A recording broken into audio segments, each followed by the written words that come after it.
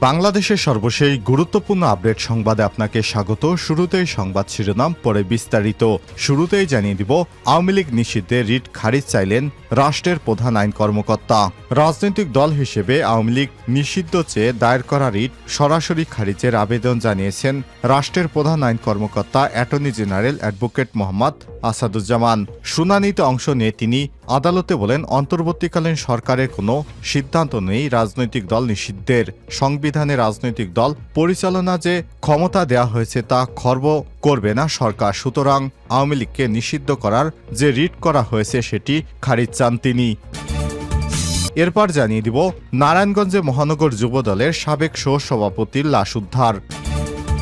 এদিকে আইসিটি বিভাগের Facebook, YouTube সহ ব্যক্তিগতভাবে সমস্ত কিছু পরিচালনা করতেন জোনায়েদ আহমেদ পলক, বললেন তথ্য উপদেষ্টা নাহিদ ইসলাম। আইসিটি বিভাগের সামাজিক যোগাযোগ মাধ্যমগুলোর নিয়ন্ত্রণ ছিল পলকের হাতে। সাবেক প্রতিমন্ত্রী জোনায়েদ আহমেদ পলক তিনি ব্যক্তিগতভাবেই এসব ফেসবুক এবং ইউটিউব থেকে সমস্ত ইনকামের টাকা একাই খেয়ে ফেলতেন বলে জানিয়েছে আইসিটি মন্ত্রণালয়।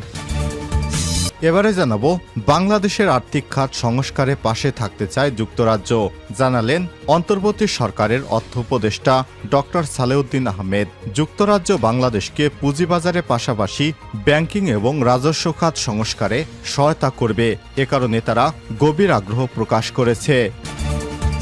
এবারে জানাবো, বাংলাদেশ থেকে পাচার হওয়া টাকা ফেরাতে সহযোগিতা করবে যুক্তরাজ্য, বললেন বিএনপির জাতীয় স্থায়ী কমিটির সদস্য আমির খসরু মাহমুদ চৌধুরী। এবং সর্বশেষ জানিয়ে দিব, শেখ হাসিনার পতনের পর এবার পতন হতে যাচ্ছে পশ্চিমবঙ্গের মুখ্যমন্ত্রী মমতা বন্দ্যোপাধ্যায়ের। মমতার গদি রক্ষায় বিপুল পুলিশ সদস্য মোতায়েন করা হয়েছে। আজ দিল্লিতে দফায় দফায় কয়েকটি সংঘর্ষের খবর পাওয়া গেছে। তারা সবাই বর্তমান মুখ্যমন্ত্রী মমতা বন্দ্যোপাধ্যায়ের পদত্যাগ চায়। প্রিয় দর্শক, এতক্ষণ শুনছিলেন সংবাদ শিরোনাম, এবারে বিস্তারিত। তবে তার আগে বন্ধুরা, অনুরোধ থাকবে এই সংবাদটিতে একটি লাইক দিন। এই চ্যানেলে আপনি নতুন হয়ে থাকলে আমাদের সংবাদটি দেখতে দেখতে চ্যানেলটি সাবস্ক্রাইব করে রাখুন। কমেন্ট করে আপনার মূল্যবান মতামত জানিয়ে দিন বন্ধুরা, আপনি বিশ্বের কোন দেশ থেকে বা বাংলাদেশের কোন স্থান থেকে আমাদের সংবাদটি দেখছেন এবং শুনছেন। এবারে বিস্তারিত। আওয়ামী লীগ নিষিদ্ধে রিট খারিজ চাইলেন রাষ্ট্রের প্রধান আইন কর্মকর্তা।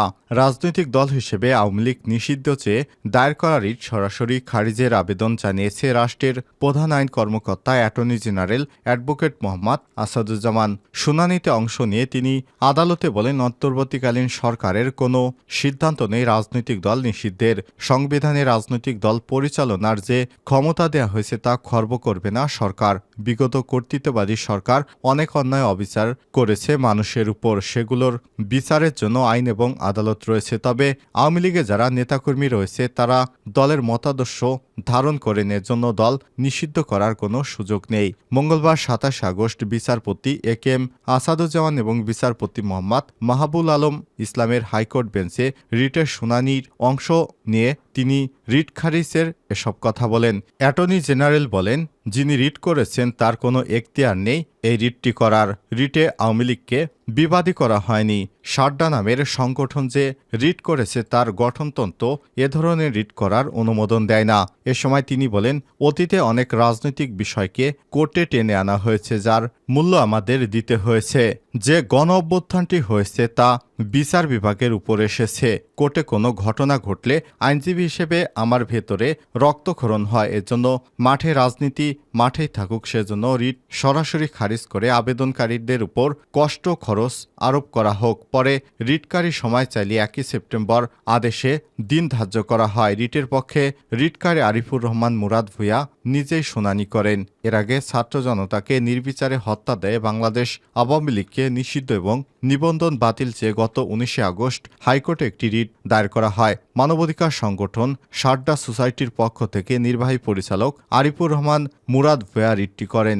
এই রিটটি যেসব প্রতিষ্ঠান শেখ হাসিনার নামে রয়েছে সেগুলোর নাম পরিবর্তন চাওয়া হয়েছে। এছাড়াও রিটে দেশ সংস্কারের লক্ষ্যে বর্তমান অন্তর্বর্তীকালীন সরকারের মেয়াদ সর্বনিম্ন ৩ বছর চাওয়া হয়েছে। সেই সঙ্গে বিদেশে পাচার করা ১১ লক্ষ কোটি টাকা ফেরত আনতে এবং বিগত আওয়ামী লীগ সরকারের আমলে চুক্তিভিত্তিক নিয়োগ পাওয়া কর্মকর্তাদের বদলি চাওয়া হয়েছে। আওয়ামী লীগ নিষিদ্ধে রিট খারিজ চাইলেন রাষ্ট্রের প্রধান আইন কর্মকর্তা। রাজনৈতিক দল হিসেবে আওয়ামী লীগ নিষিদ্ধ চেয়ে দায়ের করা রিট সরাসরি খারিজের আবেদন জানিয়েছে রাষ্ট্রের প্রধান আইন কর্মকর্তা attorney general advocate Mohammad Asaduzzaman. শুনানিতে অংশ নিয়ে তিনি আদালতে বলেন, অন্তর্বর্তীকালীন সরকারের কোনো সিদ্ধান্ত নেই রাজনৈতিক দল নিষিদ্ধের। সংবিধানে রাজনৈতিক দল পরিচালনার যে ক্ষমতা দেওয়া হয়েছে তা খর্ব করবে না সরকার। বিগত কর্তৃত্ববাদী সরকার অনেক অন্যায় অবিচার করেছে মানুষের উপর, সেগুলোর বিচারের জন্য আইন এবং আদালত রয়েছে। তবে আওয়ামী লীগে যারা নেতাকর্মী রয়েছে তারা দলের মতাদর্শ ধারণ করেন, এর জন্য দল নিষিদ্ধ করার কোনো সুযোগ নেই। মঙ্গলবার ২৭ আগস্ট বিচারপতি এ কে এম আসাদুজ্জামান এবং বিচারপতি মোহাম্মদ মাহবুল আলম ইসলামের হাইকোর্ট বেঞ্চে রিটের শুনানির অংশ নিয়ে তিনি রিট খারিজের এসব কথা বলেন। অ্যাটর্নি জেনারেল বলেন, যিনি রিট করেছেন তার কোনো এখতিয়ার নেই এই রিটটি করার। রিটে আওয়ামী লীগকে বিবাদী করা হয়নি। সারডা নামের সংগঠন যে রিট করেছে তার গঠনতন্ত্র এ ধরনের রিট করার অনুমোদন দেয় না। এ সময় তিনি বলেন, অতীতে অনেক রাজনৈতিক বিষয়কে কোর্টে টেনে আনা হয়েছে, যার মূল্য আমাদের দিতে হয়েছে।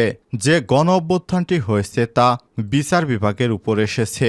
কোর্টে কোনো ঘটনা ঘটলে আইনজীবী হিসেবে আমার ভেতরে রক্তক্ষরণ হয়। এজন্য মাঠে রাজনীতি মাঠেই থাকুক, সেজন্য রিট সরাসরি খারিজ করে আবেদনকারীদের উপর কষ্ট খরচ আরোপ করা হোক। পরে রিটকারী সময় চাইলে ১ সেপ্টেম্বর আদেশে দিন ধার্য করা হয়। রিটের পক্ষে রিটকারী আরিফুর রহমান মুরাদ ভূঁইয়া নিজেই শুনানি করেন। এর আগে ছাত্র জনতাকে নির্বিচারে হত্যা দেয় বাংলাদেশ আওয়ামী লীগকে নিষিদ্ধ এবং নিবন্ধন বাতিল চেয়ে গত ১৯ আগস্ট হাইকোর্টে একটি রিট দায়ের করা হয়। মানবাধিকার সংগঠন সারডা সোসাইটির পক্ষ থেকে নির্বাহী পরিচালক আরিফুর রহমান মুরাদ ভূঁইয়া রিটটি করেন। এই রিটটি যেসব প্রতিষ্ঠান শেখ হাসিনার নামে রয়েছে সেগুলোর নাম পরিবর্তন চাওয়া হয়েছে। এছাড়াও রিটে দেশ সংস্কারের লক্ষ্যে বর্তমান অন্তর্বর্তীকালীন সরকারের মেয়াদ সর্বনিম্ন ৩ বছর চাওয়া হয়েছে। সেই সঙ্গে বিদেশে পাচার করা ১১ লক্ষ কোটি টাকা ফেরত আনতে এবং বিগত আওয়ামী লীগ সরকারের আমলে চুক্তিভিত্তিক নিয়োগ পাওয়া কর্মকর্তাদের বদলি চাওয়া হয়েছে। আইসিটি বিভাগের ফেসবুক, ইউটিউব ব্যক্তিগতভাবে পরিচালনা করতেন পলক, বললেন নাহিদ। আইসিটি বিভাগের সামাজিক যোগাযোগ মাধ্যমগুলোর নিয়ন্ত্রণ মন্ত্রণালয়ের কাছে ছিল না। সাবেক প্রতিমন্ত্রী জুনায়েদ আহমেদ পলক ব্যক্তিগতভাবে পরিচালনা করতেন বলে জানিয়েছে আইসিটি বিভাগের দায়িত্বে থাকা অন্তর্বর্তীকালীন সরকারের উপদেষ্টা নাহিদ ইসলাম।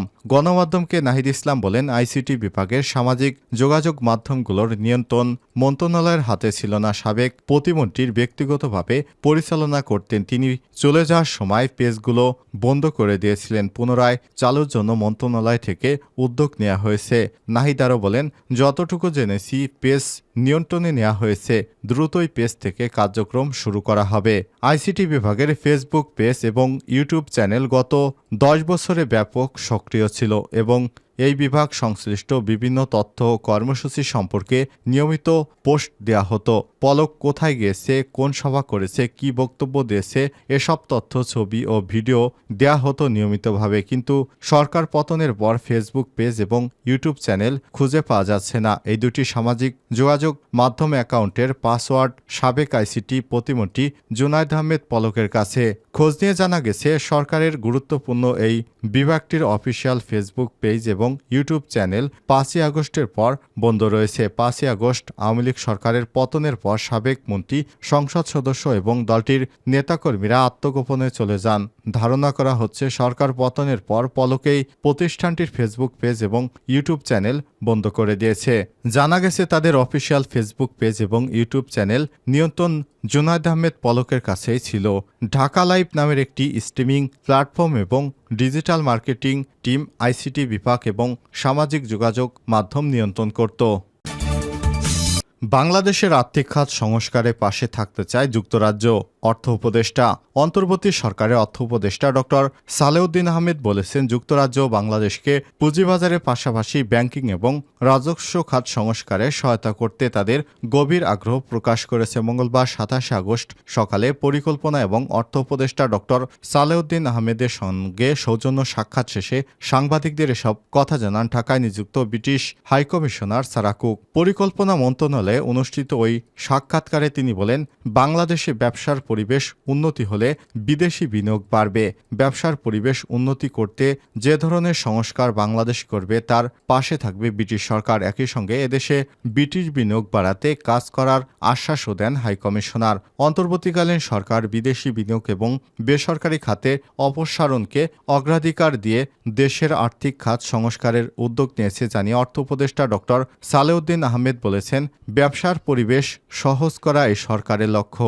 এরই মধ্যে ব্যবসায়িক সংস্কারে কাজ করছে সরকার। এ খাতের সংস্কার করতে হলে আগে পুঁজিবাজার, ব্যাংকিং, আর্থিক খাত সংস্কার করতে হবে। এ সময় বিনিয়োগ বান্ধব পরিবেশ নিশ্চিত করতে না পারলে বিদেশে বিনিয়োগ আর বেসরকারি খাত অপসারণ সম্ভব নয় বলে স্মরণ করিয়ে দেন অর্থ উপদেষ্টা।